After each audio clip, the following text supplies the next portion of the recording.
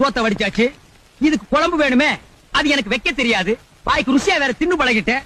நானும் அவளை விரட்டி இருக்க கூடாது, அவளை என்கிட்ட கோவிச்சுட்டு போயிருக்க கூடாது. இப்பதான் தெரியுது பொண்டாட்டியோட அருமை. இதுக்கு குழம்பு வேணுமே. 4 வீடு கேட்டு பாப்போம். அம்மா தாயே, அம்மா தாயே, அம்மா அம்மா கொஞ்சம் குழம்பு ஊத்துக்குமா. நீயா நகையை கேட்டு பொண்டாட்டிய வரணும் நீ? அவகிட்ட நான் சேலை இரும்பா கேட்க முடியும்? ஐயா உனக்கு கொஞ்சமாவது ஈனமான ரோஷம் இருக்கா? அதெல்லாம் என்கிட்ட இருக்கு. உங்ககிட்ட குழம்பு இருக்கா? இருக்கு. ஊத்து.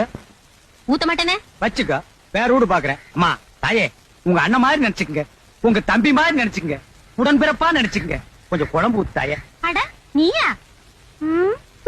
பிச்சைக்காரன்ல நினைச்சனா?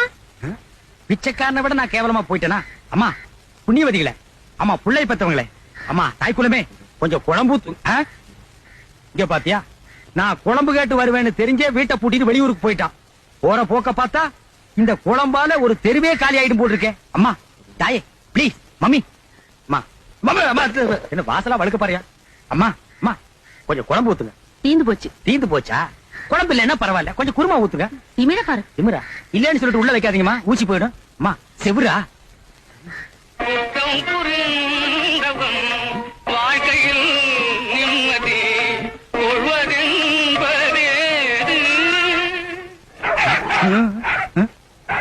எவனும் மொத்தமா நாயா விட்டுட்டான்.